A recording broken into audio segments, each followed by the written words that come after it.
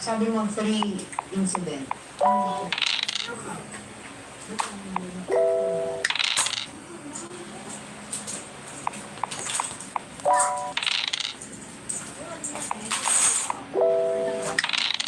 I'm done watching.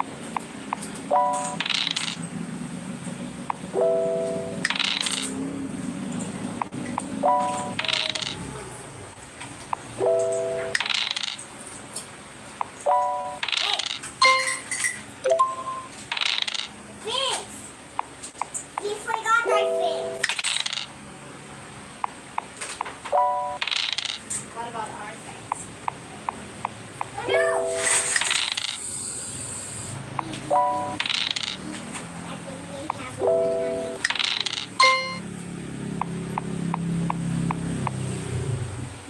Oh wait! You forgot my purse!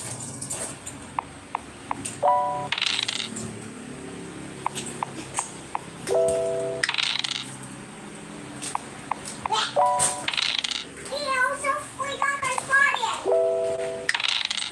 Open up.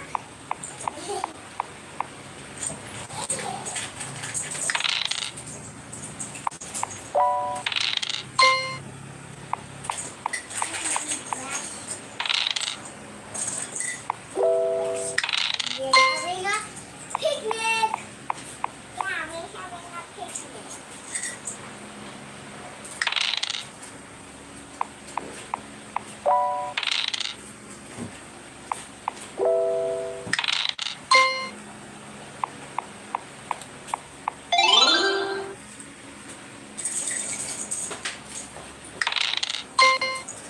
So the place I call up here.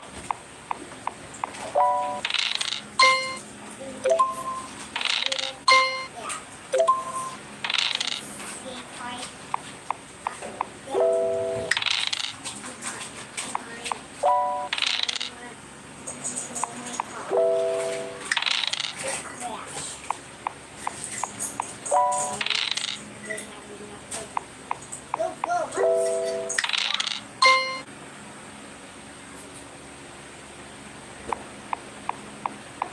Got coconuts.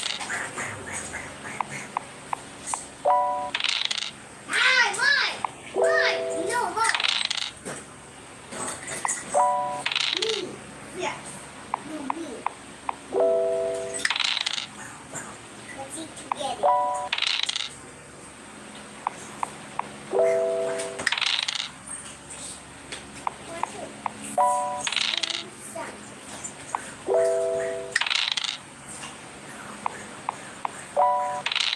Help!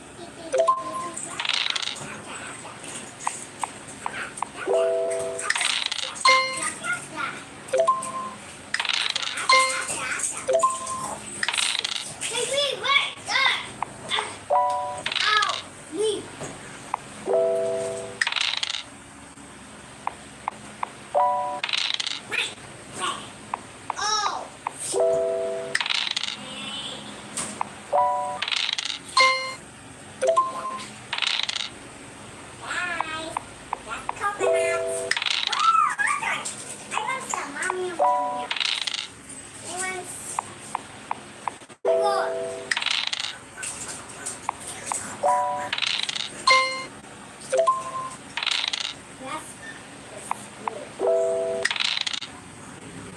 I like this.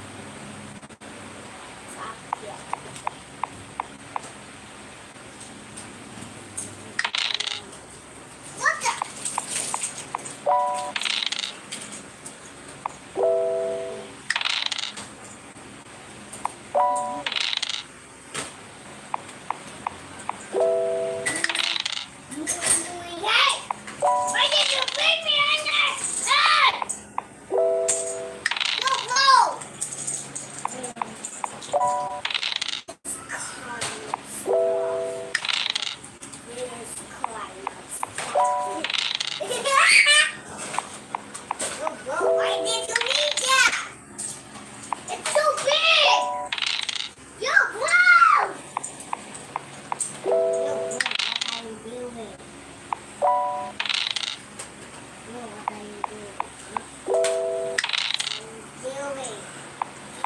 What are you doing? What are you doing? Oh my gosh.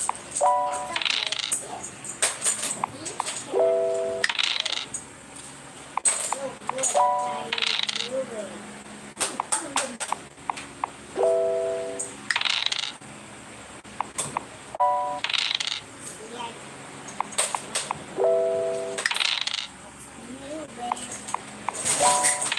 Yeah! Wow!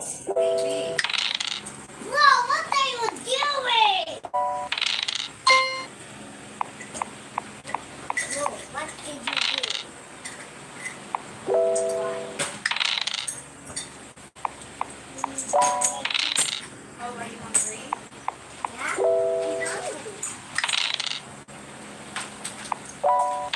Daddy. I'm fun to transform.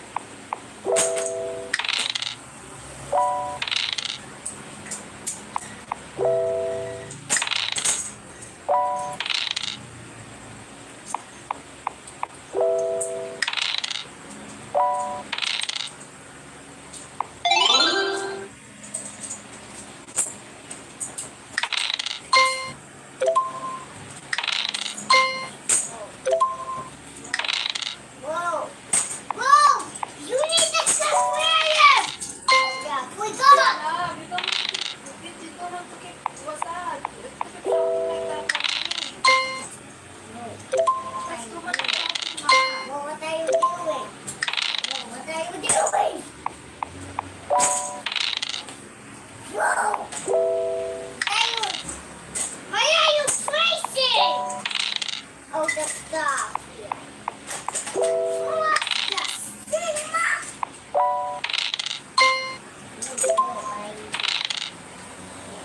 This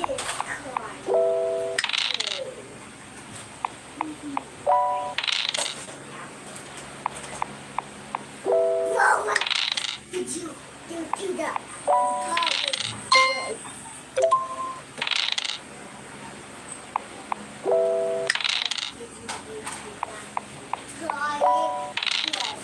And I need this What happened to the entire earth? from the dinosaur air. What happened to them? What did you do to our world? This one. What are you doing, world? Why are you placing too many toys? What the thing? Why are you placing too much toys everywhere? Told you, only one toy. Well, what are you doing? Whoa! Well, what are you doing?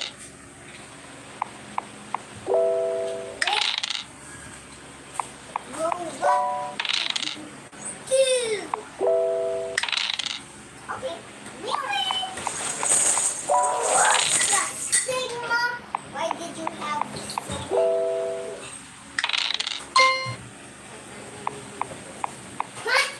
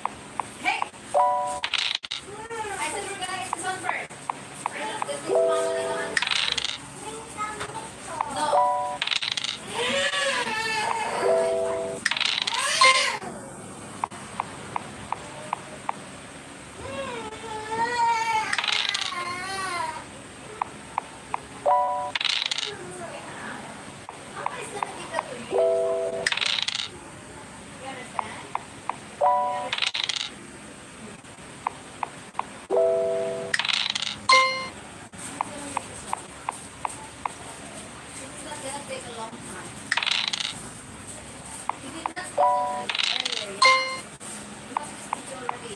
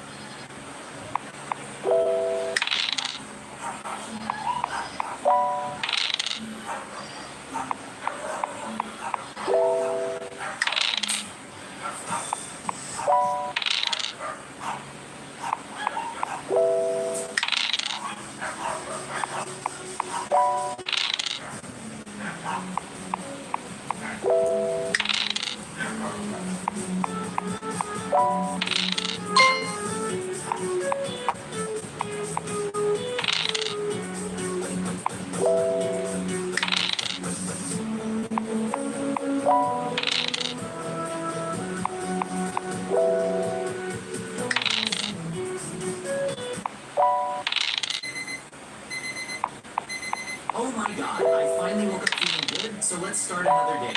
Look, I just woke up feeling good, and today I have a lot of ideas in mind to make it a really cool day. Hey everyone, I'm JJ, and welcome to another video. So, leave a like and subscribe in 5 seconds, today will be really fun. Well, let's go. Let's start a really cool adventure around here. How about we look out the window for a bit?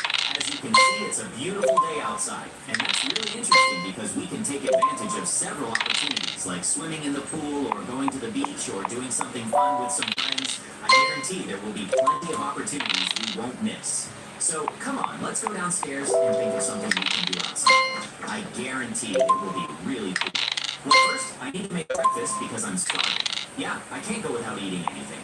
Okay, so let's go prepare my delicious breakfast, which I absolutely love to eat every day. And don't judge me. So let's get ready as quickly as possible and prepare all this food. Look, it's practically ready. Now let's start enjoying it, because I'm starving. This bake is so delicious. I love baking.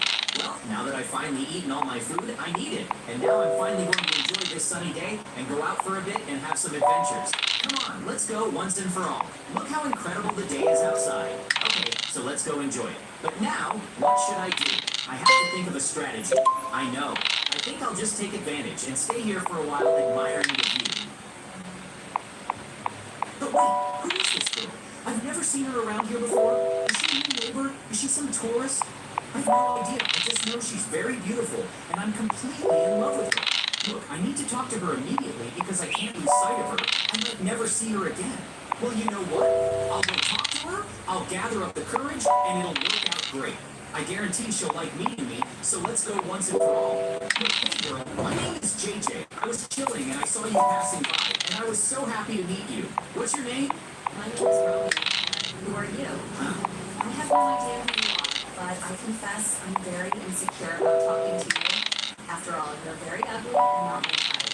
So if you want any kind of interest, you better cut it off right away. After How's it guys? My name's Mario. Hello everyone, my name is Mario. You are on the channel Mr. Fridge. Please subscribe to my channel. It's totally free.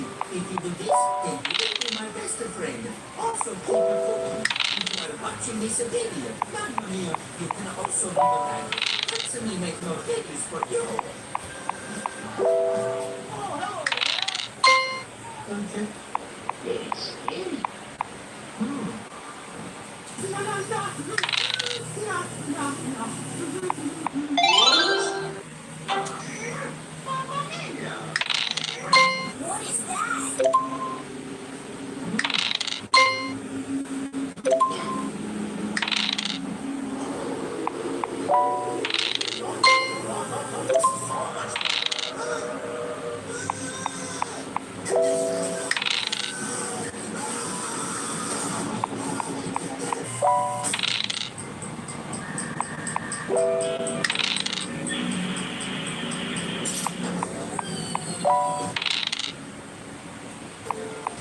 Hello guys, my name's Mario. Hello everyone, my name is Mario. You are on the channel Mr. Fridge. Please subscribe to my channel. It's totally free. If you do this, then you will be my best friend. Also keep a cookie. If you are watching this video, Mamma mia, you can also leave a like. Helps me make more videos for you.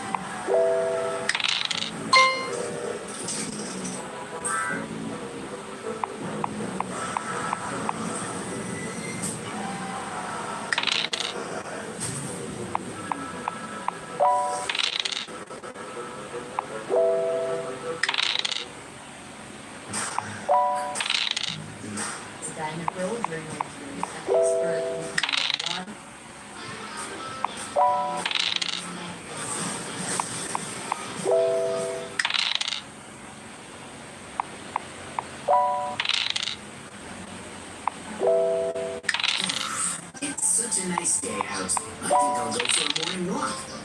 All right. What's with these footprints? They lead away from my house. Huh. But also, they're way bigger than my feet, so they definitely aren't mine. Huh. Where could they possibly lead to? I'm curious now, so let's find out. Oh, they lead over this way. Hang on. It's a monster eating a villager. What is going on here? Oh, hold up. The monster saw me and ran off. Wait up! Don't run. Where did it go? It's gone. I lost track of it. Hang on. Baby Mikey. Are you okay? Did a man-eating monster come through here just now? Oh, you don't know? Where could it have gone? Oh, there you are. Oh, Mikey! Oh, and JJ, what's going on? Mikey. There's something strange about baby Mikey. Look, there's blood on him. Wait, did the man-eating monster have turned into baby Mikey somehow? What are you talking about? There's no way Baby Mikey is a man-eating monster. No, there's something off about this. Come on, let's go home. Bye, JJ. Oh, wait! Ugh, Mikey and his family left. Huh. What's that? Is that a police siren? It's coming from over there. Oh, oops. There you are, JJ. You're under arrest for murder. What? You think I did this? No way! It wasn't me. What do you mean? Look at the tracks. The footprints lead here from your house. See? There's the evidence. It wasn't me. It was a monster. I saw it, and it's still out there. What? There's no way that's true. I know you did this. Give in and come quietly. Ah!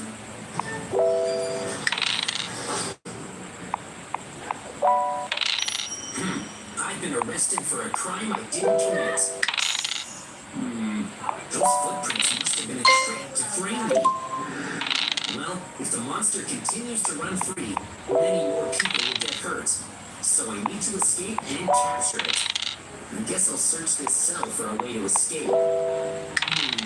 Doesn't look like I can leave through the windows with the bars covering them. Is there anywhere else I can escape from? There's nothing under my bed either. Oh, hang on. This toilet.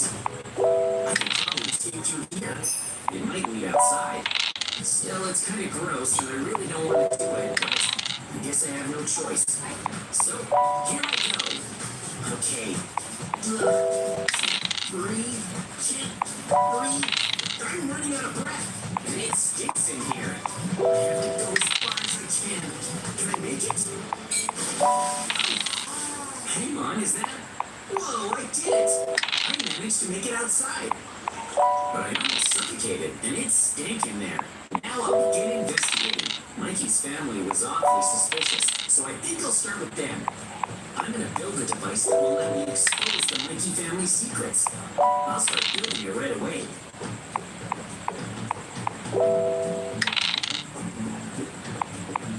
Alright, it's complete. This is a scanner. If someone steps inside of it, and this switch is flipped, it will scan them.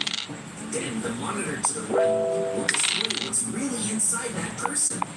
Putting someone in this scanner can expose all of their secrets. Huh?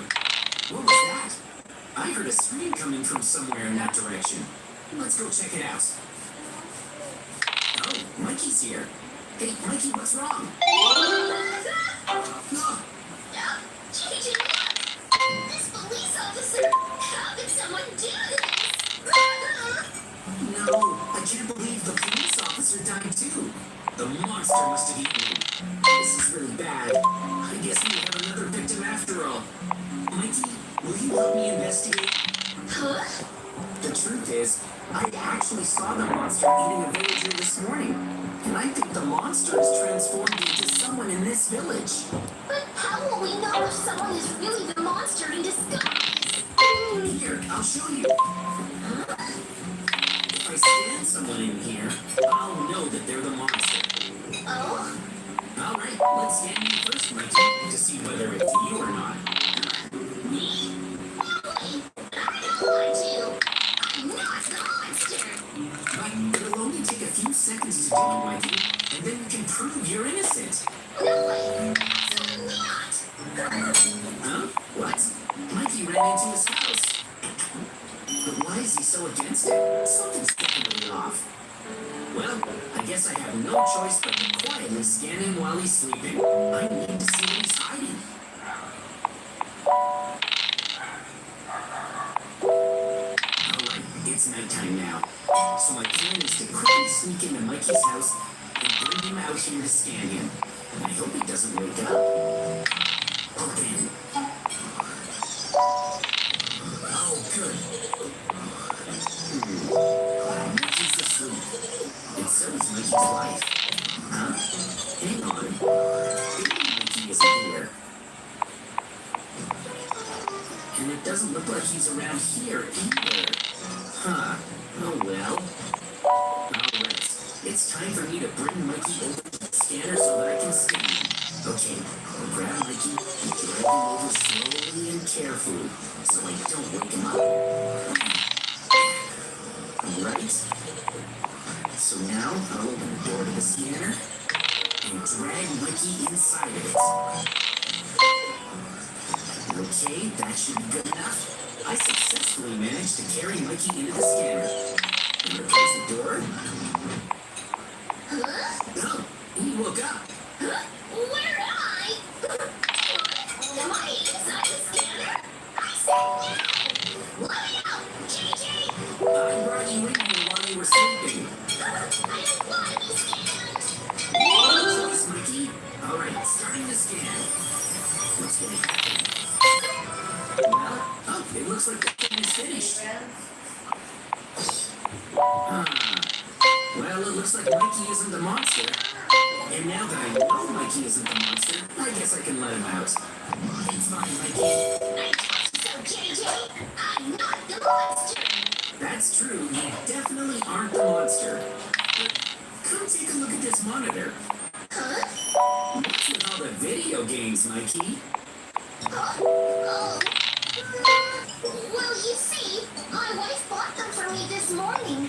She said she recently got some extra money, but she also told me not to tell anyone about it. Extra money?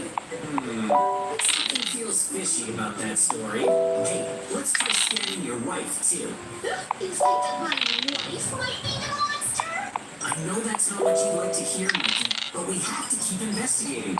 All she has to do is go into the scanner to prove that she's not the monster. Right now, we have no idea who the monster is, and the longer it takes to find it, the more victims there'll be. No way! I can't go along with this anymore, JJ! I'm going to Ugh, Mikey left.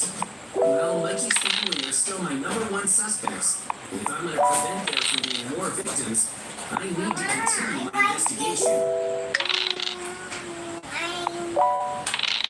Okay. Star. Happy fans, happy Turn up with K-Ramen. Milkshake, Shin Ramen.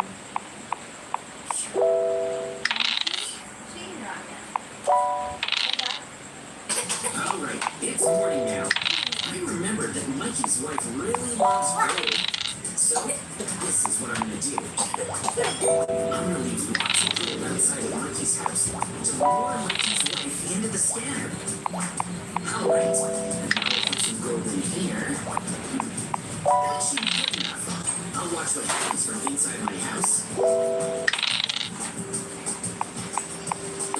Mikey's wife came outside. Whoa, she's already spotted the gold. Excellent. The gold is doing a good job of leading her to the scanner. Okay, now I'll sneak up behind her so she doesn't notice. Oh, she went in. Now I'll close it. Alright. Sorry, Mrs. Mikey, but this is very important. I feel really bad, but I need to scan you. Whoa, the results are in. Oh, huh. Well, it looks like Mikey's wife isn't the monster either. But she does have a ton of diamonds on her. Oh, well, still, she's no longer a suspect, so I can let her out of the scanner now. Thank you for your cooperation. Huh? JJ, what are you doing? Oh, Mikey. You were scanning my wife, weren't you? After I told you not to. Sorry about that. Look at this. I've proven that your wife isn't the monster, but she does have a lot of diamonds on her. But why? We're pretty poor, so how do you have so much money? Huh? What's that? Baby Mikey gave you all these diamonds? But in exchange, he wants to be able to go outside whenever he wants. Huh? Baby Mikey? What's that about? But more importantly, Bobbing, the love. results are proving that my wife It's gonna break. It's just a toy. Well, that's true, but Mikey, according to that conversation, Definitely not a he's skateboard. extremely suspicious. He's just a baby, so where did he get all that money? And he wants to go outside all alone? That's suspicious. suspicious. Yeah, I guess it is. I think we should scan baby Mikey as well. Huh? Huh? No? Hang on.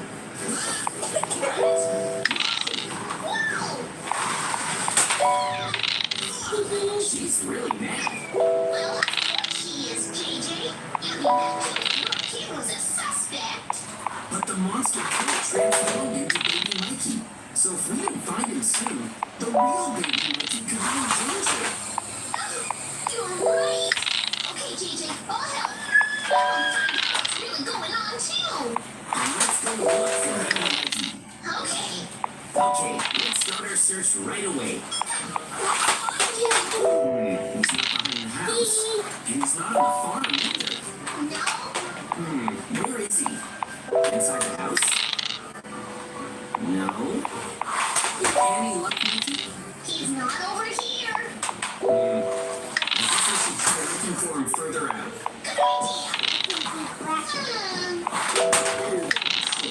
There's baby Mikey.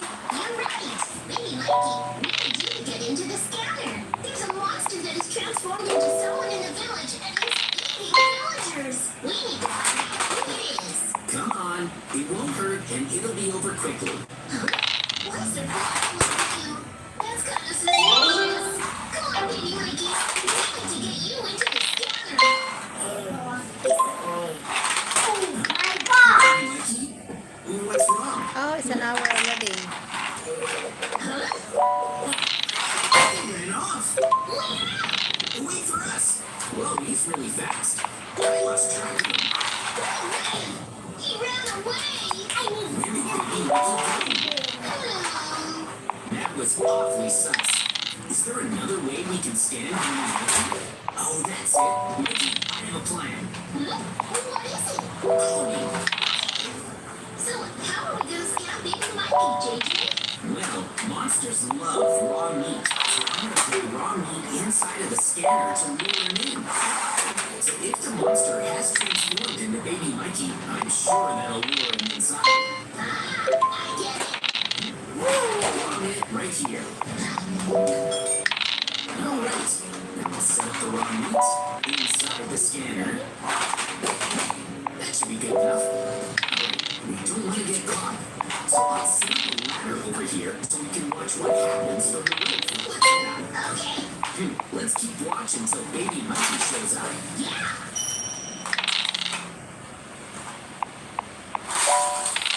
JJ, we've been waiting for a while, but baby Mikey hasn't shown up. You're right. I thought the raw meat would surely lure him in. Where could baby Mikey have gone? Look! Baby Mikey's here! Oh, you're right. Come The here. scanner lured him over. Come here. Whoa, he went right inside. And now he's eating the raw meat. Let's lock him in. Okay. Alright, we caught baby Mikey. Yes. Now let's start scanning him. Starting scan. Oh, the results are back. Oh, hang on. Gabriel, So it was the monster all along. give me the remote, please. Give me the remote. The baby Mikey. Are you gonna break that one? Isn't that a Yes, boy? my baby He just got the scanner. No, you're breaking it already. Is this bad? Baby Mikey. Okay. Give me the remote, please. Weapons in here that we can use. Okay, he's right outside. So let's these laser guns. I'm gonna transfer that one. I'm gonna change Where it. is he? Oh, there he is. No, I don't like that. And it's too noisy. Good. You want to train me there? No. You want blue? No. You want dead human? No. You want baby human? Not really. So what do you want? I want something. That scary happen? Did that scary mouth? Yes, right. But I want Siren Head. But you're playing with your toys. You just play with your toys first. Do not ride on that because it's just a toy, Bob. You're too heavy for that. Mama, it can right here. Don't you?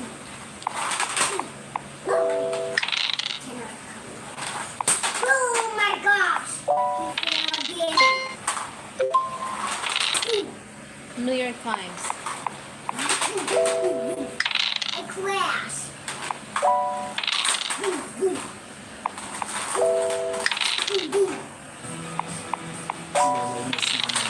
Sa akin kahit na malamang ko. Now's the chance to get back.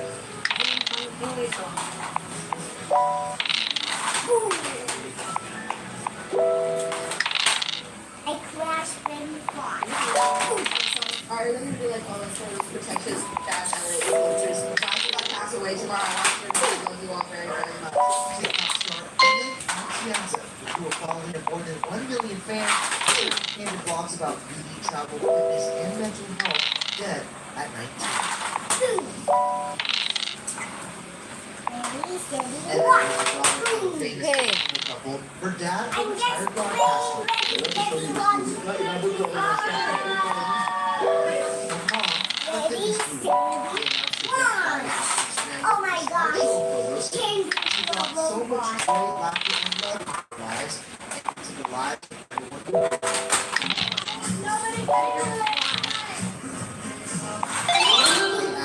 And then You cannot fly again. and she wasn't afraid to share her own journey with mental health. Oh, that did you see? I have a history of mental health struggles. When someone actually shows genuine signs of mental illness or certain disorders, people turn away from that. The family did share evidence about the dead. The TMZ reports that this doctor, who recently moved to LA and had aspirations of becoming an actor, died by suicide. Online bullying was a challenge. Talk about the dead during an interview with Filipino media outlet Blips H this June. Useless, disciplined, and talentless. I remember this thought back in my head. If I just disappeared, if I wasn't here, every time that someone gets to me, I told myself again, like, you can do this. Why are you like straight from the internet to find who you are? You know who you are. In her final video posted just 4 days ago, Ellen shared a snapshot of her summer with friends. I am all for normalizing mental health, mental illness, and struggles with mental health. That needs to be normalized because it's something that everyone struggles with. Yes, yes, that's all that. Fix, Mama. Fix. I want to fix.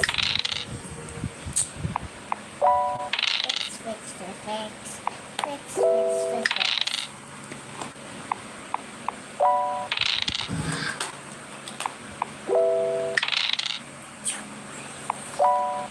Flying kite! Flying kite.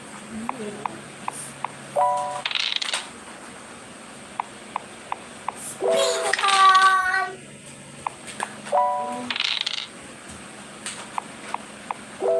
Flying kite!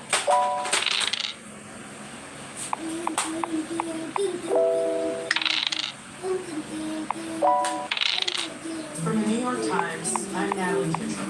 This is the day.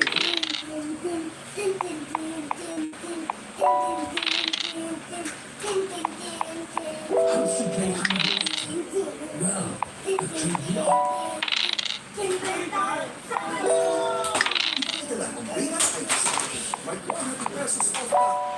How she play Hannibal Lecter? Well, the kid opposite of what they promised. Oh, he's a monster. Good morning. Good afternoon, FBI. Flying kite! In some ways, Anthony Hopkins' performances, she's able to suggest captivating hidden depths to his characters. I get this with some problem. There's always a sense of thinking and feeling things that for whatever reason, they keep themselves. Come here.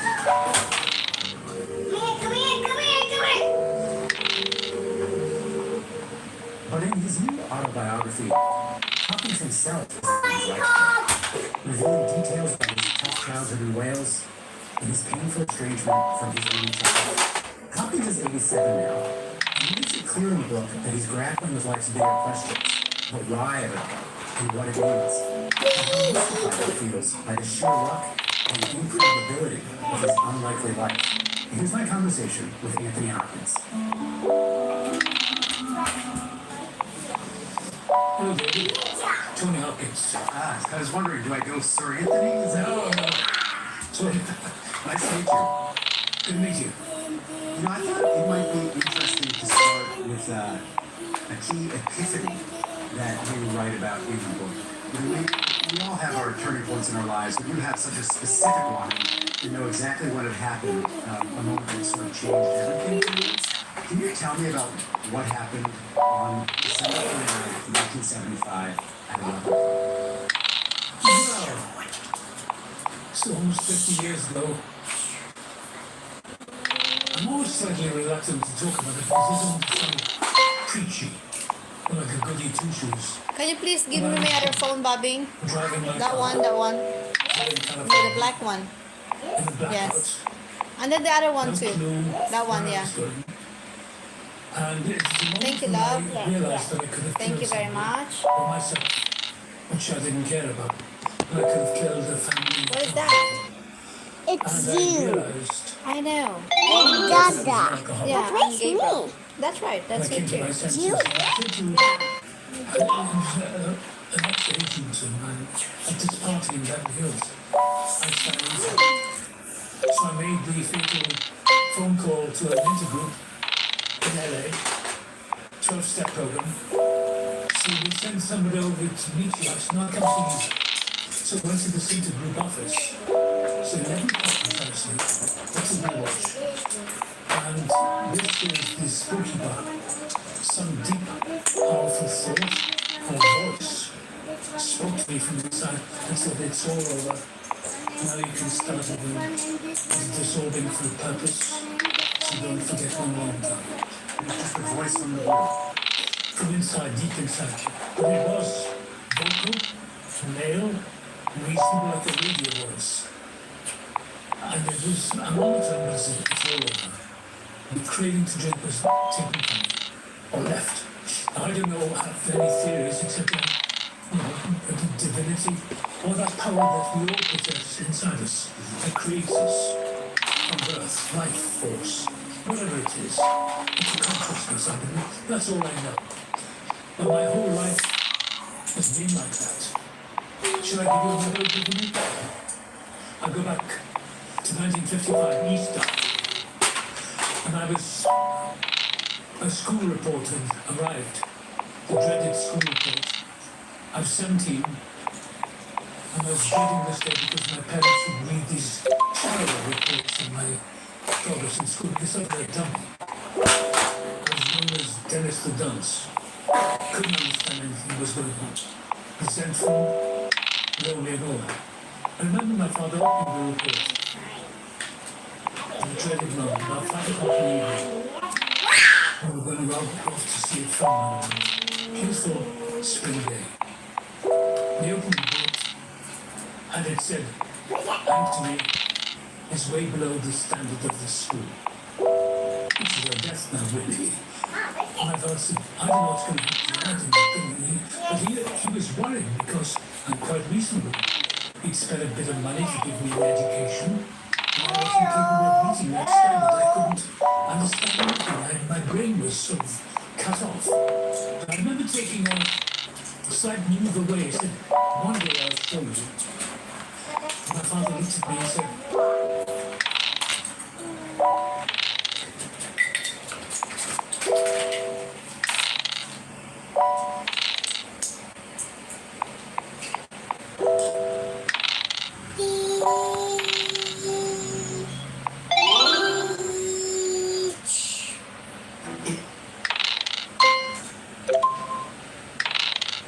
Did you?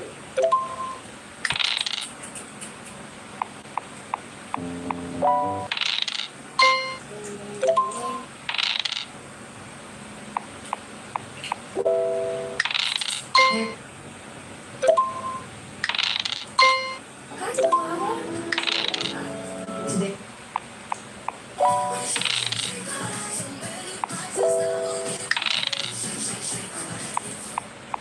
seeds in advance with the power of three. Thus the unity, not potencies in advance. Today, I'm speaking to Malala Yousafzai. Malala became a feminist and political icon at 15 years old after a member of the Taliban tried to assassinate her while she was riding a school bus. She was targeted for saying that girls should have the right to go to school.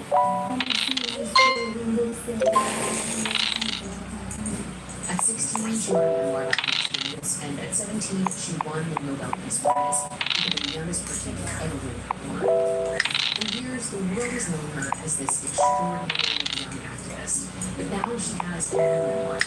It's called Finding My Way, and in it she talks about learning to do ordinary things, make friends, find a personal style, go to parties, study for exams, even fall in love. Times but this is Malala, welcome to Mountain. Thank you. We are so happy to have you with us. Congratulations on your new memoir, Finding My Way. Thank you so much. I'm so excited. Double noticed. Yes. Are you making a third literature memoir in a couple of years, or is this just going to focus on this one for now? How many memoirs do you want to make? I think you've been right one. I have to be really responsible. Asked by so many people, why don't you write who wants to write about something meaningful? But the time that finding my way, finding my artist, there is something to share that is meaningful to me. Tell me more about how you knew the moment was right to begin writing. I love that you waited, you were people writing, it sounds like. How did you know the time was right? I was reflecting on how I had become a young woman. I was known in the public eye as by the time I was 15. And I was still meeting people who would see me as that girl. And I wanted to reintroduce myself beyond those titles, beyond those headlines. And I wanted to show that now I have experienced much more. I had incredible knowledge, I made incredible friends, I had my first love, I'm married, I have been going through other challenges and difficulties from like mental health to even coming to a decision about marriage itself. But this is all a part of me. And activism is, of course, a mission of my life. But I'm more than that as well, and I wanted to share my personal story. So these are the true reflections of This is, I think, very important, and part of the reason I loved this book so much is, you're so immediately recognizable, right? Your name, your face, your work. And I loved how this book, it talked about big things, certainly, but at the same time, there were all of these small, ordinary, everyday details about your life that I thought just added such dimension. I felt very grateful that you were sharing those things with us. I think we see this perfect image of everybody on social media, or the way people usually tell their story is like they somehow knew how to figure it all out. But I can be very honest that I was actually very shy. I was so scared that I will never be able to make any friends. So in college, of course, I was there because I wanted to study at Oxford, but more than anything, I just wanted to make friends. I did not want to feel alone in my life. Before you went to college, when you were a teenager, it seemed to me reading this book that you had quite a serious life, right? You're flying to speak with world leaders and panels and doing public activism work. What was it like for you to be doing all of this stuff? So you were so close to the attack. What was that like? When I look back, I feel very different because now I see how I had somehow accepted the global recognition I was given, and I felt like people were defining me when I was still in coma, calling me brave, courageous, and activist, speaks truth to power, all of that, and I was like, wow, I'm 15, I have to start my school again and figure out my life in a new country, in the UK, so much to process, yet this is now the mission of my life. somehow I was forcing myself to accept that. Oh no. In school, I had like literally no friends. I only had one best friend at the end of my school time. I would still talk to my old friends from Pakistan, have those long calls with them, and the rest of my time I was either with the family at home or I would be traveling, doing speeches and conferences. So my exposure was very limited. I actually had not seen boys my age. Because you went to an all-girls school? I went to an all-boys school and it was like just older people. They weren't so amazing at age 15. I'll just share that as someone who I know that I found out when I went to university. I was like, oh, I'm glad I saw it. Now I know. they smell kind of weird. Don't you think? Yes, I think that could be a different podcast for us. But it was just this feeling that I was not living the life a child should be living at age 15. So at college, later when I was not being watched by my parents, when I felt I could be myself and there are not these work people after me asking to do this and that. And I thought I had just more control over my life. That's when I was like, okay, I'm gonna just hang out, do these crazy things. Somebody wants me to climb the rooftop, I will. Late night parties, I will. Yeah, I think I thought that college would be just a limited time of my life where I get to do anything I want. And then after that, maybe I'll just go back to the old, serious life. So this is that time, the 3 years where I'm studying at Oxford. Maybe I can be Right before you go to Oxford, this moment in the book tickled me so much. You're trying to figure out what to pack, what to wear. Because your mom had chosen your outfits, right? Yes. Do you remember, I mean, of course, it's your life, but why don't you share what you did in order to figure out, what to pack? I love this detail. I love my mom, but she's a very strict mom. And she was always deciding what I should be wearing. Same for me. She said, let me pack everything for you. So it was, traditional dresses, shalwar kameez. And my mom always got me a size bigger than mine somehow. And it's just no sense of fashion. None of that for me. Much love, Mom. I know, but for me at university, it was about me feeling like every other student. And I did not want to stand out. Because of course, when I went to shalwar kameez, the traditional Pakistani dress, I do stand out. And people have seen me in a public in those outfits. So I wanted to just wear a jumper, jeans, sweater, trousers, a hoodie, pants. Now it's become kind of a bit, but Sorry, I'm the not UK, no, it's totally fine. I'm transiting. casual, very, very casual clothes that you just assimilate and you're like any other student. Right. That's what I wanted. I was like, I just want to be a normal student. So yeah, my mom would put a Pakistani dress, I would remove it and put in a jumper, and somehow I found a way out through that, and I took these more casual clothes. And my search on Google at the time was Selena Gomez 2017 casual outfits. Was it like a lot of infinity scarves? Do you remember those things? Yes, and just like those long, sort of gemstone kind of necklaces. Yeah. Chandeliers? Yeah. Dressing I like know. that. And too many scarves around there. It's so cold, Infinity Mama. scarf. When it wasn't even cold, I will say. No, but I'm gonna forget all of the outfits You're right. that I wore once. I was like, okay. So you get to Oxford with a suitcase full of Selena Gomez casual. Yes. Who were the people you were drawn to as friends? Wow. I was exploring the whole university. I was saying hello to almost everybody because there was no criteria for me. I wanted to meet as many people. There were incredible people in my subject group. Every friend was unique in their own way.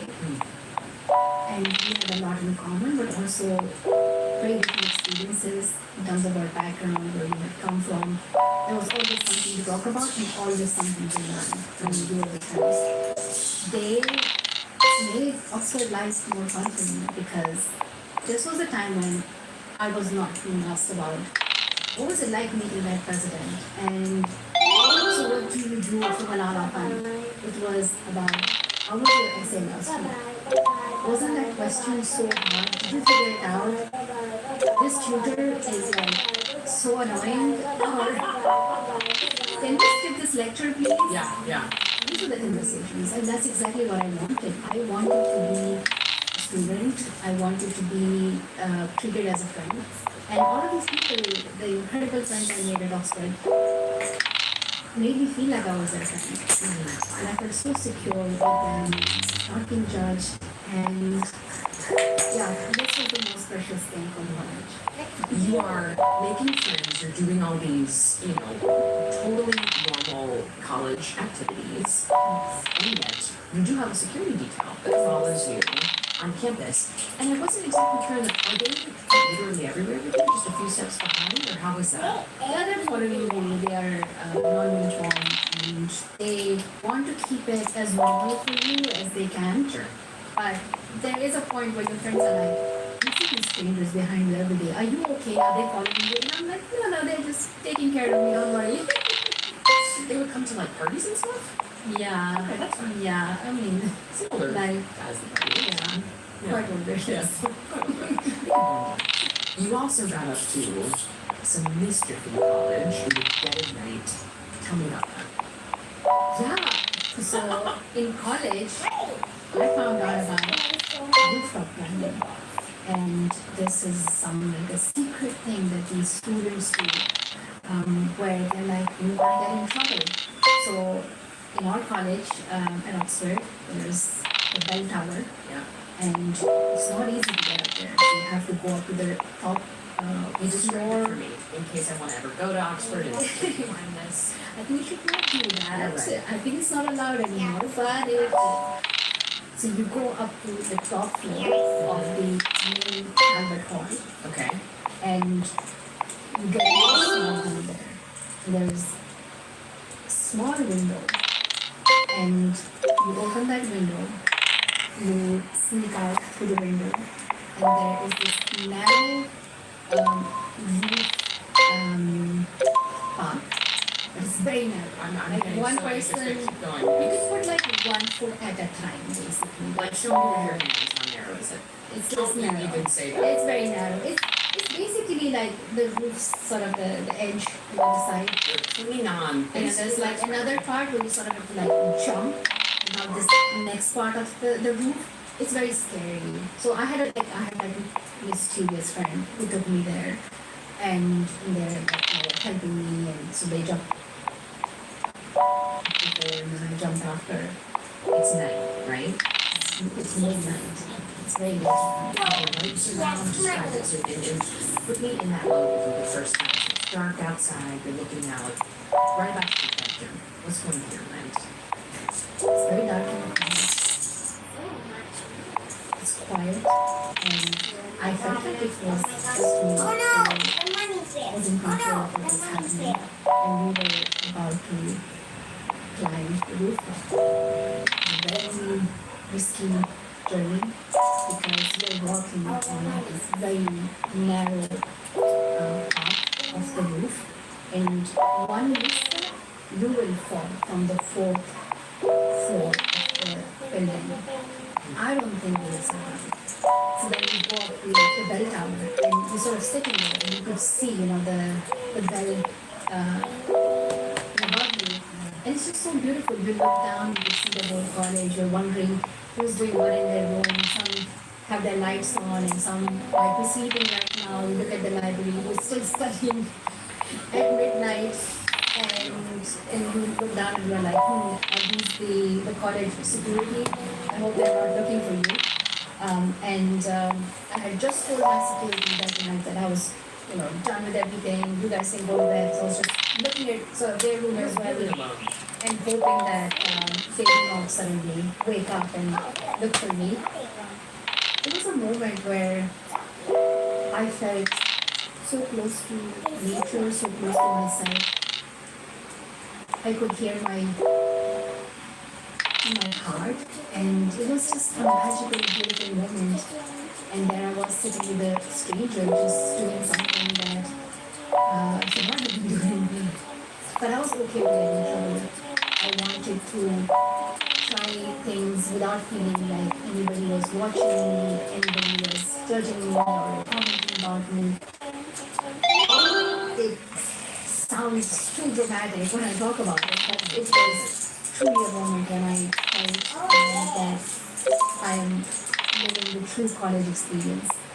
It is, to me, a really profound moment of reckoning and introspection for you, right? And you spoke about how you'd accepted this role other people had put you into, and certainly that you'd also stepped into on your own with your work and your fun. But this is a thing, and I say this with utmost, care. It's a stupid thing to do because it's so far up. But it's like, you're doing it because you want to, right? You're doing it because you're like, let's do it. Yeah, and that was my first time, but not my last time. Why I were was you doing it? It's really hard to explain. Yeah. Trying climbing to the rooftop made me connect to a part of me that I thought had gone missing. And I was a very adventurous person growing up in Pakistan. I loved to try new things. I was adventurous. And when my life took a sharp turn and I started a new life in a new country, I just thought I could never connect back to that old self, or I would just never know what I would have been if none of these things had happened. If I hadn't been attacked, if I hadn't started this activist life in a new place. That when I was in college and when I was climbing rooftops, I felt like I was connecting with that old part of me. With time, I have become that person that I try new things. I don't care if I do it wrong or if I get judged for it or what people think about it. With time, you just realize you have to live your life. And you can't just dictate yourself or do the self-sabotage on yourself where you feel like you're expected to live your life a certain way, and if you do it otherwise, then somehow you're not satisfying the expectations. So college was the time when I was really destined it. I mean, what you're saying is really important, I think. It wasn't so much a discovery of a part of yourself, it was rediscovery. Yes. Now, this is a cheesy question, but bear with me. I wonder if you can say no, but when you were up there, did you picture the one who had that adventurous spark? Skates. Going stop. Unstoppable. Bananas, things and germs. Go Max. Forward. Fearless.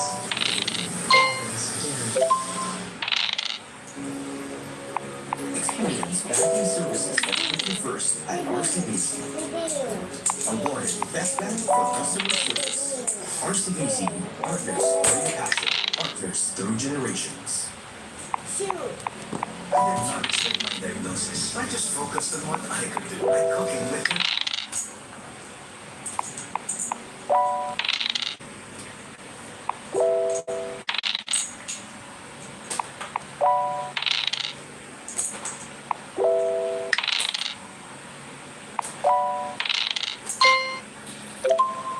Bashar al-Assad was the face.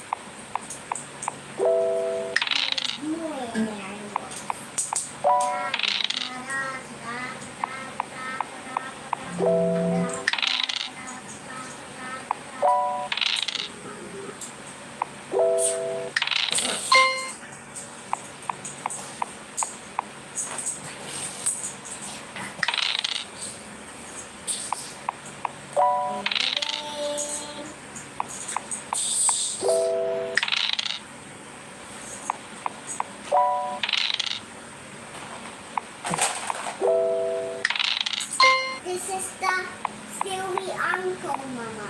Where? This is the silly uncle. Yes, I see that loud. Love, do you, Bobby, But are we sleeping? not yet.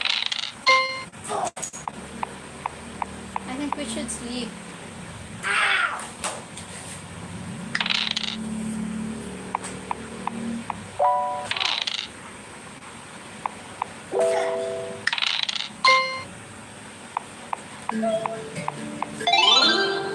So we're here outside the USMC compound in Tehran to have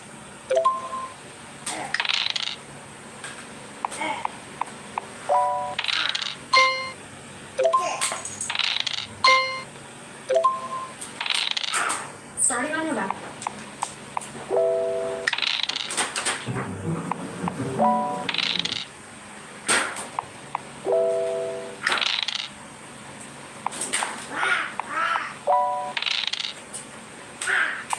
In September, ICE and other law enforcement agencies detained nearly 500 workers in Georgia. More than 300 of the workers were from South Korea. They were working on an EV battery plant that is jointly owned between Hyundai and LG Energy Solutions. The EV battery plant was one of at least a dozen factories that are on that site right now. It's almost a 3,000-acre site. It's huge. The arrest of South Korean contractors and the fallout that ensued reveals a sensitive relationship between Hyundai executives, the Georgia state government, the Trump administration, and workers, both American and Korean. Hyundai is really into the American market. This is a mutual beneficial relationship. Georgia gets thousands and thousands of jobs that it wouldn't otherwise have, and South Korea's Hyundai get to expand the market share in the United States. Hyundai Motor Company's chief executive, Jose Munoz, wants to increase the number of cars that are being made in the United States. Right now, 40% of cars that are sold in the United States are actually made here.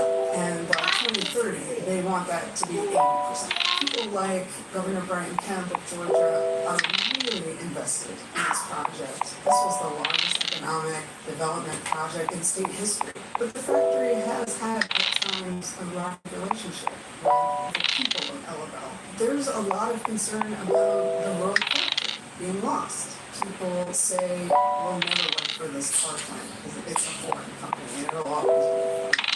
In Korea, average people have been completely shocked by the treatment of the South Korean workers. Labor unions in South Korea have called on Hyundai and companies to stop investing in the United States. People were treated like criminals, that they were handcuffed. Filmed that and shared that film globally. It was such a shock. These South Korean technicians were delayed in returning home because President Trump offered them the chance to stay if they would to do what they did.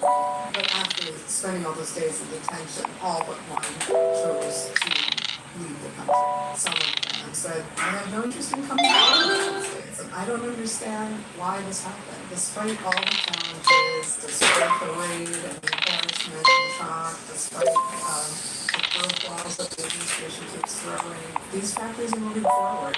In so many ways, this is a cautionary tale for foreign firms who are trying to invest in America at a time when America first is the guiding force of this government. But what you find is they really don't have an alternative to this huge American market. So they're still coming.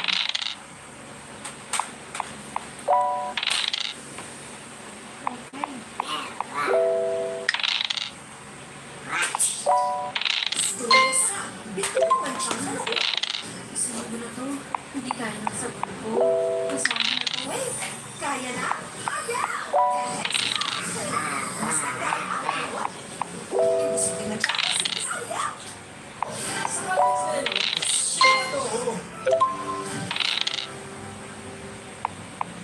Hi, welcome to another episode of Cold Fusion. Imagine you receive a bright red envelope. The words Everyday Birthday are embossed in gold across the front. Inside is a single instruction. Be at Lava Restaurant by nightfall. No phones, no questions. At the door, you sign an NDA. Drop your phone into a locked tray and join a convoy of minibuses headed to an undisclosed location on the Las Vegas Strip. The ride is short, but the reveal is staggering. A Ferris wheel towers under a circus-stripped canopy. Acrobats in lingerie swing overhead. Fire cannons erupt over plush white couches as Hollywood royalty drifts through the crowd.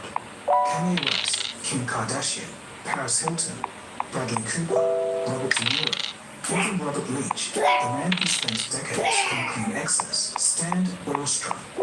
The host's name is Joe Lowe, a young Malaysian businessman with a baby face, a soft voice, and, somehow, billions of dollars to burn. In a roped-off corner, he toasts with Leonardo DiCaprio and Martin Scorsese. Through Red Granite, the production company founded by Lowe's close associates, they would soon bankroll the movie, The Wolf of Wall Street. A deal that gave Scorsese and DiCaprio the kind of creative freedom that Hollywood studios rarely grant. But who is this man really? What was the true source of his staggering wealth? And how did he move so easily among Hollywood's elite and political power brokers? Authorities say that his real name is Walter Joe. They allege he helped siphon more than $4.5 billion from the latest sovereign wealth fund, 1MDB, the fund meant to build schools, hospitals, and infrastructure for ordinary Malaysians. Today, Joe Lowe is a fugitive, believed to be hiding in Shanghai and living under a false identity with a false Australian passport. This is the story of the man who stole billions, the man who knew how to make friends and buy influence. He may have funded the movie The Wolf of Wall Street, but his life was far stranger and far more expensive than fiction. You are watching Telefusion TV. At one point, Joe had more spending power than just about anyone on Earth because he had liquid cash in his account that was stolen. This fraud is unbelievable. This Joe just stole billions of dollars from Investigators have called it one of the biggest corruption cases. The center of the cases of the pocket. Millions of dollars vanished from the Malaysian state fund LUDU, only to be spent on the political activities of a sitting prime minister and the lavish lifestyle of the scam's mysterious master, a Chinese businessman called Joe Lowe. Even on this kind of global stage, we could go and just draw millions of dollars from working for us. A lot of you in this room know I like to plan my evenings and make sure that I always go to the best one. Low Tiak Joe was born in 1981 on the Malaysian island of Penang into a wealthy Chinese family. His father, Larry Lowe, had made millions in garments and real estate. They lived well by local standards, but next to the global elite, they were small players. From a young age, Joe was fascinated by appearances. At 17, he borrowed a billionaire's yacht and a vacation home, swapping out family portraits inside with photos of his own parents.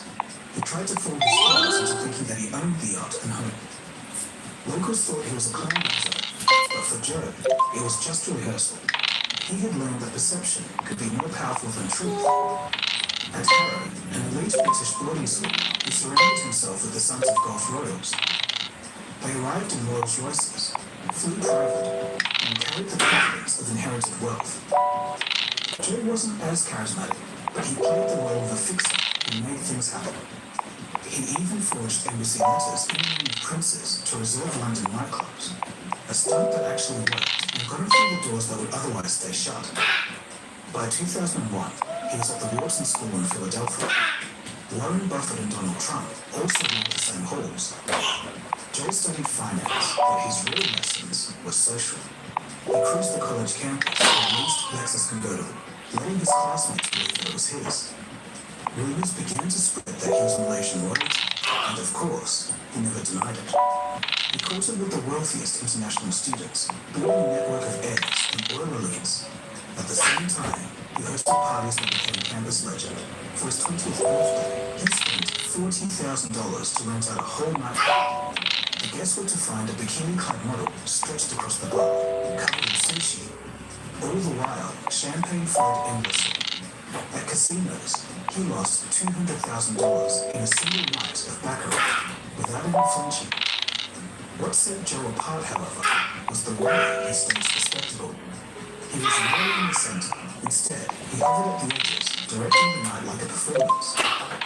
It was the birth of a legendary reputation, the ancient Great Gatsby, a baby-faced figure through lavish parties that remained ugly in the background.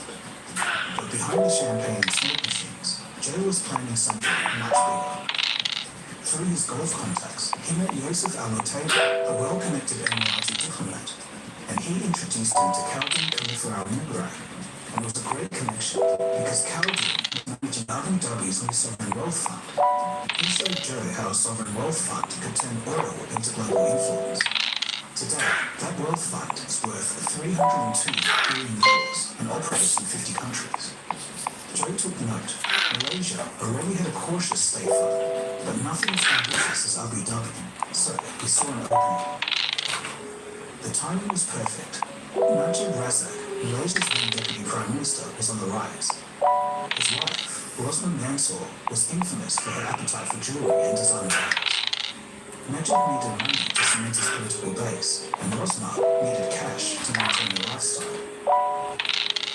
Through their film-obsessed son, Riza Aziz, Joe found his way into their inner circle, and there he pitched them a master plan, a Malaysian sovereign wealth fund that could attract foreign investment, modernize the economy, and position Najib as a visionary leader. Out of those conversations came the Terengganu Investment Authority, soon rebranded as One Malaysia Development Berhad, or 1MDB. On paper, it was about nation building, great, but in reality, Joe Lowe was writing together a machine for the largest financial heist the world had ever seen.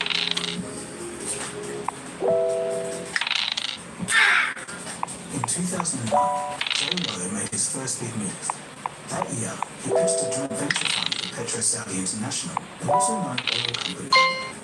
Najib, the Prime Minister of Malaysia, announced it as proof that 1MDB was a magnet for global investment. But again, the reality was very different. Petro-Saudi was struggling, but its royal connection gave it a veneer of credibility. In 2009, 1MDB, the Malaysian Sovereign Wealth Fund, wired $1 billion into the venture. Within days, $700 million of that money quietly vanished and was redirected into Gold Star Limited, a shell company secretly controlled by, you guessed it, Joe. So here's how he did it. The paperwork made Gold Star look like it was part of Petro-Saudi's corporate structure, but in truth, it was nothing more than Joe's private siphon. Bankers at Deutsche Bank and Coutts London were to transfer pass. They were simply dazzled by the Saudi link and the fact that the Malaysian government was backing the deal. No need to look into any further evidence. With a few signatures, Joe Lowe had stolen $700 million. The remaining $300 million stayed in the joint venture to keep up appearances. Najib praised the deal, and the press applauded. And no one outside of Joe's circle realized that 3/4 of the money had already vanished. The Petro-Saudi partnership was a proof of concept. If Joe could move hundreds of millions of dollars through a shell company with nothing but paperwork, he could do it again. Now, before we continue, I want to quickly thank today's sponsor, NordVPN. I often make videos while on the road, which means accessing important and oftentimes confidential information using public networks like airport Wi-Fi or even Airbnb Wi-Fi. That's where NordVPN comes in. It's a tool I genuinely use to stay safe online. With just one click, NordVPN lets you securely connect to the internet through servers in over 100 countries. This means that you can access content safely from anywhere, whether you're traveling, researching, or just trying to watch your favorite shows back home. But NordVPN is more than just a VPN now. Their Threat Protection Pro feature is like an intelligent bodyguard for your browsing. We've covered a lot of scam and fraud stories on this channel, so by now, you probably know a fair bit about the bad actors. It can block triggers, phishing links, malware, and even detect fake online shops. Those too good to be true deals designed to steal your information. In fact, Threat Protection Pro was independently ranked third in the world for fake shop detection, beating many premium cybersecurity tools. You can even enable Dark Web Monster, which alerts you if your personal data ever appears in a breach, all running quietly in the background, even when you're not connected to a VPN server. Right now, NordVPN is offering an exclusive Cold Fusion deal. Head to nordvpn.com/ColdFusionVPN and use the code ColdFusionVPN to get a 2-year plan plus 4 extra months with a huge discount. And it comes with a 30-day money-back guarantee, so there's no risk of trying it out. That's nordvpn.com/ColdFusionVPN or code ColdFusionVPN. Thanks again to NordVPN for supporting Cold Fusion. Alright, now back to the episode. After Petro-Saudi, the blueprint never changed. Aside from Gold Star Limited, Joe Lowe created shell companies with names like Tanor Finance and AR BVI. To move that kind of money, he needed banks willing to handle it. They were the gatekeepers. Without them, the transfers couldn't cross borders or be dressed up as legitimate investments. The money moved through banks in Switzerland, Singapore, and the Cayman Islands, each time disguised as loans from Malaysia's development. And every time, like clockwork, hundreds of millions of dollars were diverted before a single road or school was built. Why do you say you think so when he's not yet there? It's 4 times speed level first. Oh!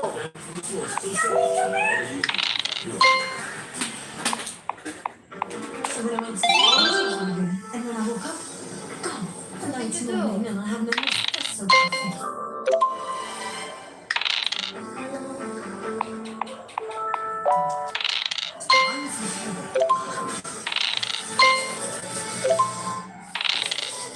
Why do you Let's confiscate the evidence. Don't forget to fingers now. Do you understand? This first. Hey, you keep your toys first. Keep your toys first. Keep all the toys. Faster. Put them in the box. Put them in the box.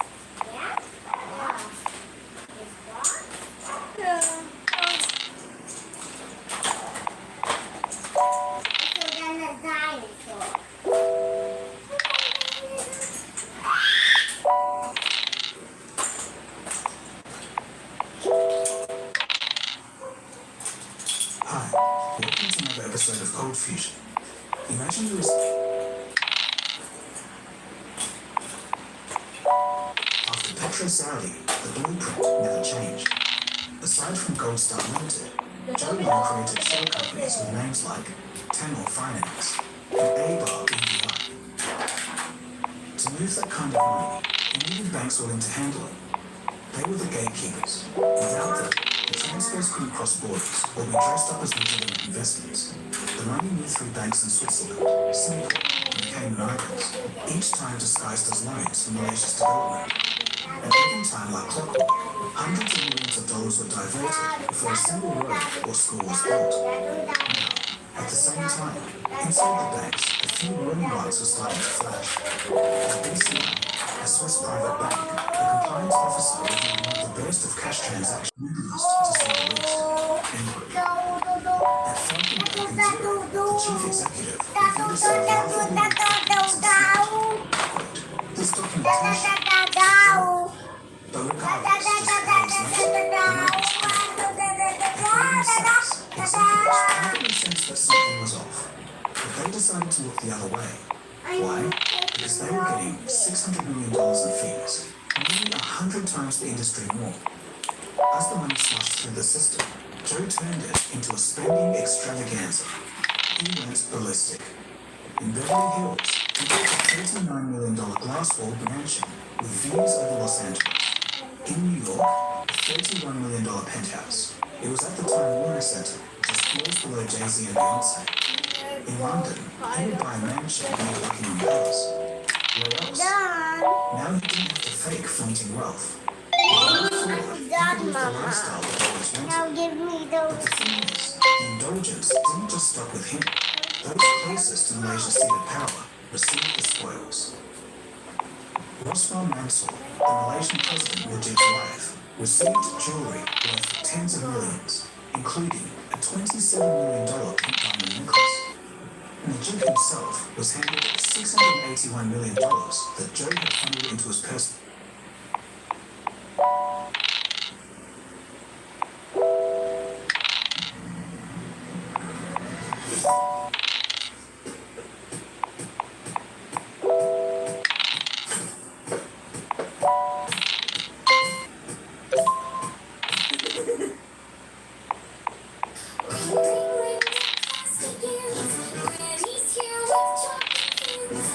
Those creep, who could it be?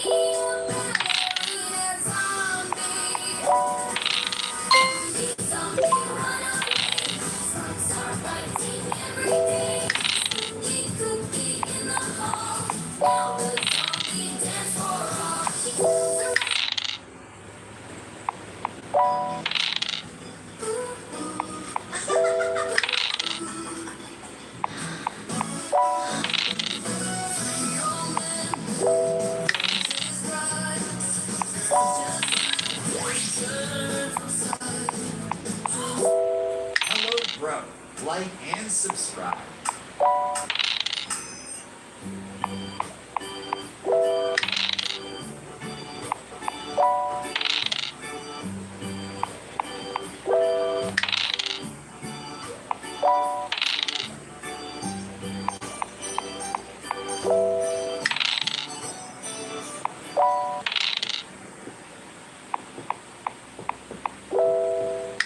Hello guys, like and subscribe. 3, 2, 1, go! You are the best. Thanks.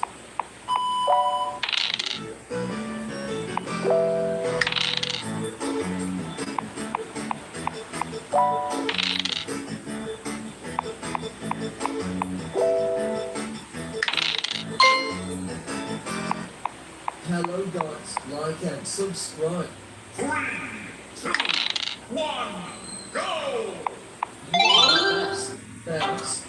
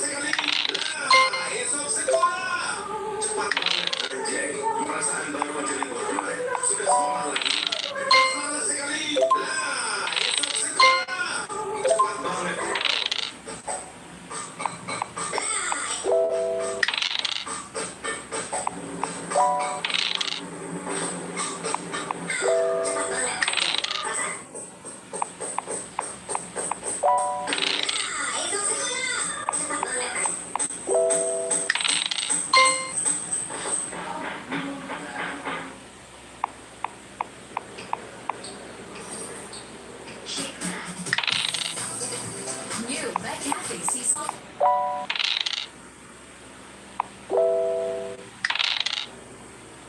So welcome to my channel. Please like, subscribe and comment.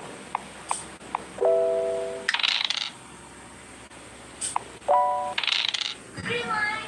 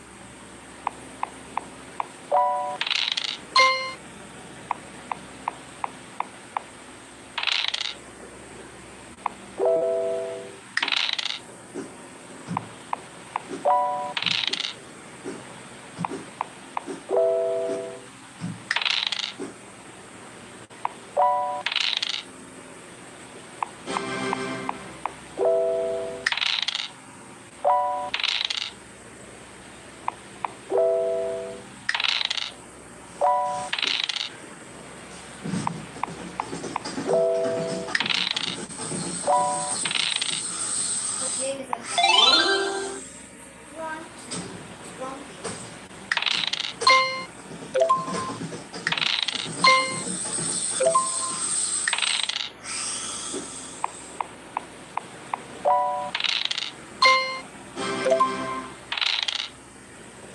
Just Splunkies.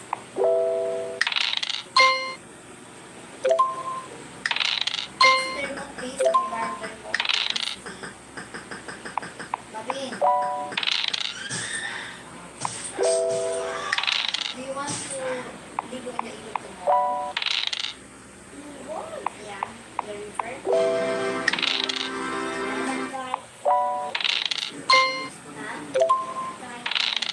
No, just the river. You want? Yes.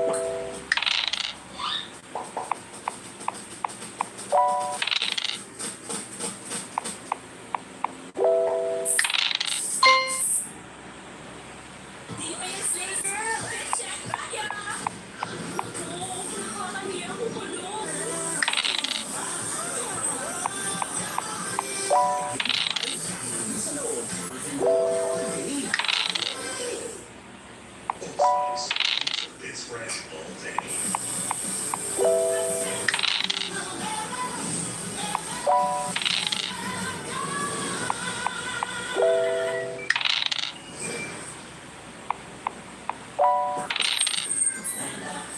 Let's go na ulit.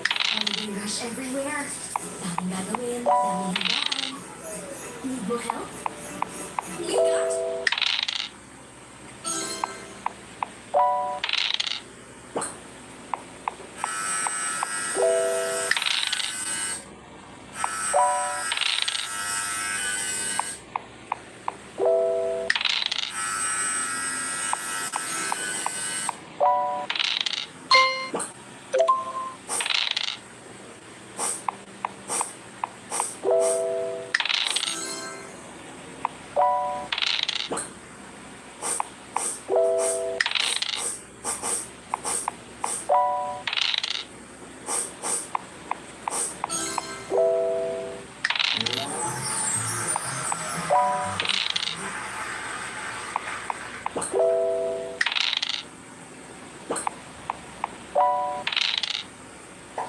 Oh no!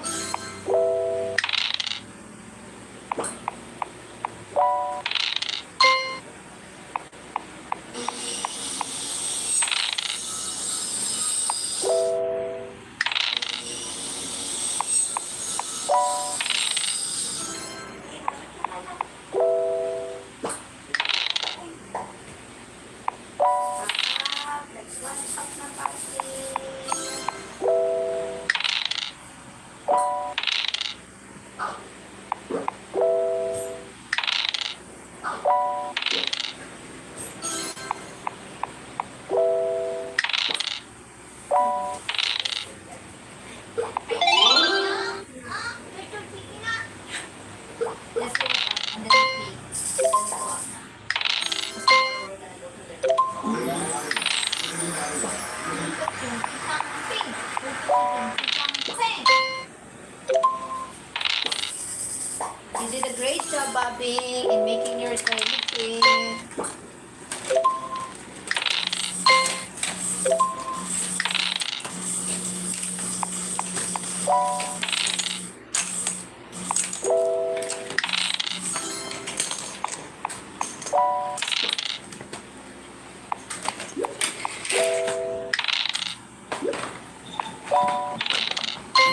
Oh no! Sorry.